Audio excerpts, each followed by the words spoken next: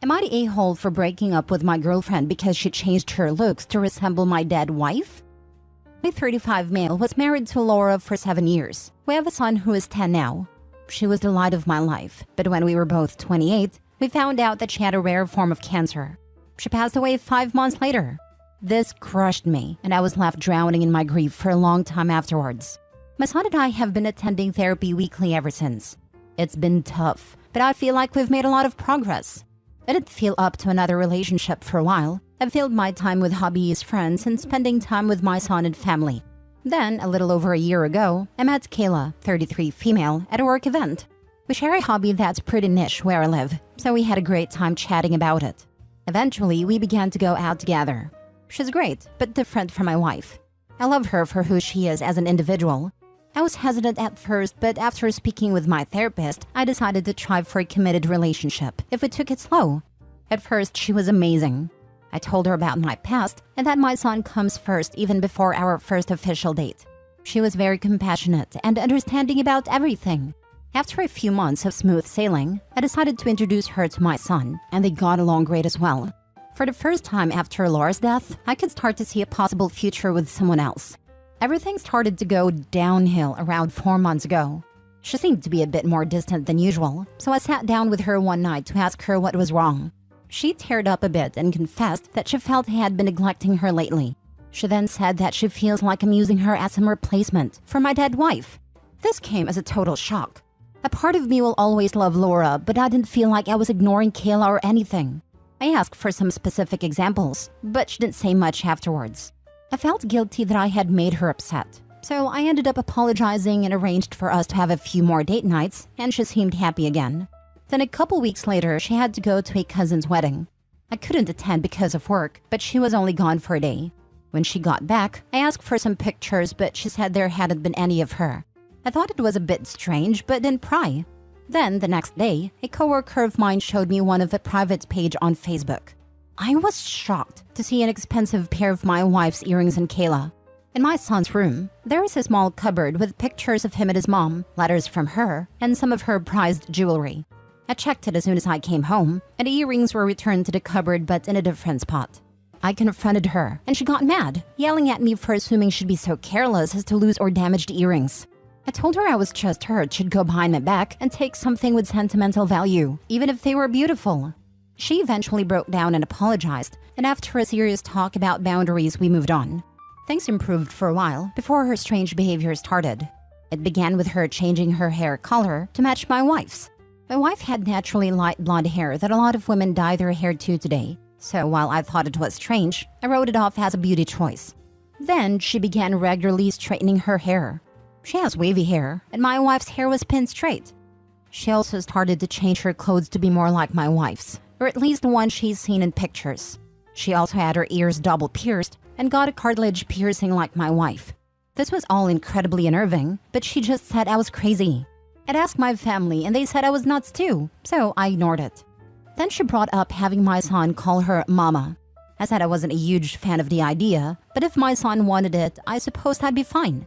She went on a whole rant about how it was different, because he called my wife Mommy, so it's not like she's stealing a title.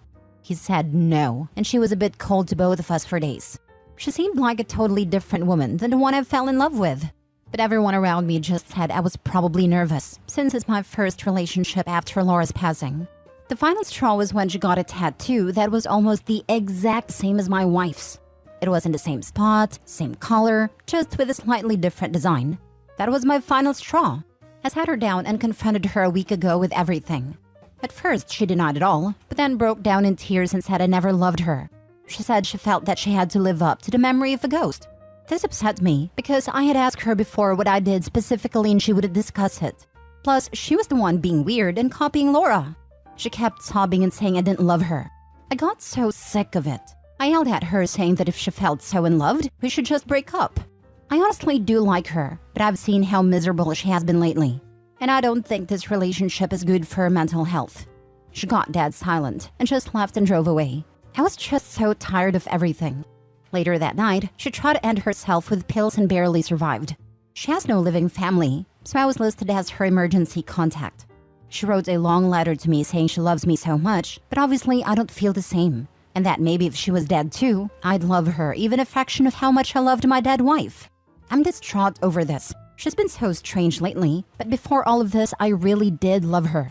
My mom and siblings keep on saying that I'm awful for pushing her to this point, and that instead of ending it, I should have doubled down in reassuring my love for her. They all got along great with her, and had been hinting that they wanted us to get married so my son would have a mother again, and possibly some siblings. I didn't think I was the a-hole, but my whole family's being cold to me and I have no idea what to do. They're saying I should go visit as soon as possible, and support her with this to rekindle our relationship. I'm not sure if I want to do that. She's so unhappy with me and seems obsessed over my dead wife. I keep on thinking over this and wondering if I should have reassured her of my love again or broken up with her in a more tactful way. Am I the a-hole?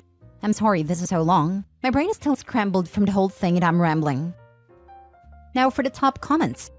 Things about to get crazy. Get as far away as possible. Not the a-hole though. You need to get her away from you and your son now. Self-harm attempts or threats are one of the biggest predictors of DV. And she is obviously a very emotionally unhealthy, manipulative woman. Please run. This times a million. Please, at least be in touch with an attorney and file for an order of protection if in the US. This is not safe for you and your son.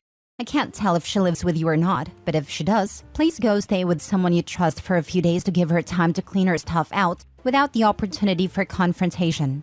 Maybe have cameras on just in case. Get yourself and your son safe. Go no contact in every possible sense. And please know that this is not your fault, and you deserve to be loved again by a true partner. She seems disturbed, and your family wants this woman around your son? Big no. And to commit to her and have kids with her? No, no, no, no, no, no. Yeah, it's long past due for Kayla to be tossed away and for him to start anew. But I fear Kayla did her damage in Opie, and now he will be hesitant about dating again. Good luck, Opie. Bringing a woman into your son's life that is mentally unstable is not better than not having a mother figure. If you are going to have any sort of healthy relationship, she needs to be happy first. Anyone worth being with will understand your son comes first and so should she. That means a mentally stable partner. If not, it's not going to work. Next story. Am I the a-hole for allowing my wife to cook for 7 hours by herself to prove a point? My wife is a neurologist. Once a month, we have a tradition where we and 4 other families we are friends with from her work gather in our houses for dinner. This month was our turn to host. Usually I cook all the meals at home because my wife is an incompetent cook, although she claims she's amazing at it. When she cooks, she would crank up the heat to max and says that it just cooks the meal faster. And it doesn't make any difference. It does. Friday night, I was doing prep work on all the vegetables since I was going to be cooking for around 7 hours yesterday. I was almost done when my wife came into the kitchen complaining that I was wasting my time and that I should be helping with the children. I got annoyed. We've had this fight for years. If I cook something simple for the next 4th month, she would nag me for weeks after each dinner with her friends about how I embarrassed her. This time, I wasn't in the mood for fighting, so I wrote out the entire menu with a schedule of when each dish had to be cooked. The menu is traditional homemade bread, 4 dips, roast aubergine, roasted bell peppers, cream and mushrooms, sour cream and caramelized onions, 2 platters of cured meats, and sausages for the appetizers. For the main course, there was lasagna and chicken skewers with an Indian marinade with 2 salads, green salad and cabbage and carrots. For dessert, there was a New York cheesecake and a lemon tart with Swiss meringue. There are 2 options for each, because one of the husbands is lactose intolerant, and we will seem cheap if we only had one option. My wife's words. When I was done, I called my parents and had them fake an emergency. Yesterday they called and said that a pipe burst and wanted my help. Since my wife is competent and can do everything by herself, I took the kids with me to fix the pipe and let her cook. I spent the day resting while pretending to fix the pipe, and my parents were playing with the kids. An hour and a half before dinner time, I took the kids home so we can shower and prepare. As I mentioned, my wife did a horrible job. Either the food was raw, burnt, or a combination of both. Her friends probably went to McDonald's after that dinner because we have a lot of scraps left. Now she's singing a different song and saying that I abandoned her when I was the one that knows how to cook and she doesn't, and blames me for the whole fiasco. I still haven't told her the truth, and I'm not planning to actually. That is why I made this new account. But I wanted to know if I was the idiot in the situation, because she still hasn't learned her lesson and still blames me. When I don't do everything she wants, I'm the bad guy, but if I let her do things how she wants them, I'm still the bad guy. Sounds like you at least learned that you're always gonna be the bad guy. Now, it's time for you to figure out if you want to continue living that way and what to do about it. Not the a-hole for what you did as everyone reaches a breaking point. She's still blaming Opie, so I doubt whether she's actually learned anything. Especially since she's a surgeon and is supposed to be smart. Oh, she knows. She's not dumb. She's prideful and won't admit it. She just looks stupid and abusive at this point. So no matter what you do, you're in the wrong. Sounds exhausting AF. Not the a-hole. Agreed. OP's getting close to that last straw that breaks the camel's back when his wife is blaming him for all of her problems. Honestly, sounds like my parents' relationship. My dad is always wrong no matter what he does. I didn't appreciate what my husband did. I learned after the divorce. Some people don't see the wrong till it has ended. It's a big thing for you to admit. Well done on a self-reflection. Damn, major props to you for maturity and growth. I have read literally thousands of post-divorce stories and never once seen this expressed. Last story. Am I the a-hole because I won't gift my grandmother's wedding set to my stepson even though I don't have children? My sister, 56 female, and I, 58 female, each inherited our grandmother's wedding bands. I got mine from our maternal grandmother, and my sister got her set from our paternal grandmother. Obviously, the idea when we were young was to pass it down to our children. Well, my sister had a daughter in her late 20s, and I found out that my fallopian tubes did not form quite right, and I just never could get pregnant. But then my sister got pregnant again 10 years later, and I was relieved it was a little girl. A few months later, we agreed that when she grew up, she would get the other set. The oldest niece, 28 female, has the set from the father's side, and the youngest 18 female is young, so I'm still holding on to them. Not really relevant to the story, but my first husband left because he wanted kids. I have since married a wonderful man, 60 male, who has a son, 27 male, and I don't know if this is relevant, but he is an only child and so is my husband. My husband's parents died a decade ago or so he has really become attached to my family. My stepson's mother has a large Italian family, so he has a lot of cousins. Anyway, he is getting ready to graduate grad school next year and has a girlfriend that he wants to marry. His own maternal grandmother has offered her set to him if he wanted them, which, to be honest, I thought was really generous and sweet of her. He didn't like the style and declined, but he has now asked if I would give him my grandmother's set. Here's the kicker. His reasoning is that my niece who is intended to receive it is asexual. I tried to gently and reasonably explain that it didn't matter what she does with it. They belong to her. She may very well want them for a wholly different reason. He said that there isn't a better reason than a marriage, since that is what they were made for, and that she made sure that isn't in her future. I, maybe stupidly, suggested maybe she would want a ceremony to commit to her own well-being and health and happiness. And he got real awful about her marrying her cat. I told him I'm sorry, but they are family heirlooms from my side of the family to be passed through my side of the family. He got snippy about it, saying, I guess I'm not your side of the family. At which point my husband said that this hurt his feelings since he thought I considered his son part of my family. An absolute mess of hurt feelings ensued, and it ended with a stepson storming off and my husband in the guest room. And I'm here completely alone. No kids of my own to give this to, and my husband acting like I just somehow severed him and his son from my family. And here's the thing, I don't care if my niece is ace, and if she is for her life, or if she explores romantic and personal relations of whatever nature, enthusiastic consenting adults is my only caveat. She is under no obligation to find an intimate partner of any gender, and certainly doesn't owe anyone children. She is 18 years old for Christ's sake.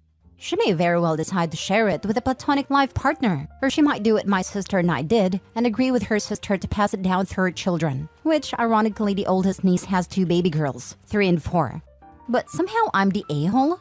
I mean, am I? Sorry if this is rambling and emotional, or if it's confusing. I should probably wait to write later, but I've spent the last hour crying and needed to vent. Edit? I'm sorry, my husband did not ever ask me to give his son the rings. When Sam, his son, made a comment about guessing he's not on my side of the family, my husband got upset and things got derailed because his feelings got hurt, and the argument turned into me being an a-hole for saying his son isn't on my side of the family. From my husband's point of view, I think it's because my family's the only family he has aside of Sam, so if it seems like I cut Sam out, then that leaves him without anyone outside of my family? I don't know. I don't think my husband will not support me with the rings tomorrow. Things just got complicated and ugly and hurt with the whole part of the family thing. Not the a-hole. Before your husband and stepson entered your life, you pledged to pass your rings on to your niece. It doesn't matter what her Reality is, they effectively belong to her, and you do not have the right to give her belongings to someone else. Only if you had no plans for the rings would your stepson be able to ask. It has nothing to do with whether he is part of the family. It's to do with honoring a promise. What makes your stepson even more of an entitled a-hole is his rejection of the rings he was already offered is not good enough. Exactly. How hurt must his own grandmother have been to have him reject a wedding set that was good enough for her? Not the a-hole. Your stepson just wants the nicest ring he can get for free. His own grandmother offered him her ring, but he wants the one from your grandmother because he or his girlfriend likes that one better. You have already promised the ring to your niece, and I think it is important to honor your word here. Agreed. Your stepson is a greedy, yucky person. Also, a promise is a promise. And the fact that the niece's ace is none of stepson's freaking business. Also, please keep the ring set safe and secure. We've heard too many stories on here about entitled family members helping themselves to jewelry after they've been told no.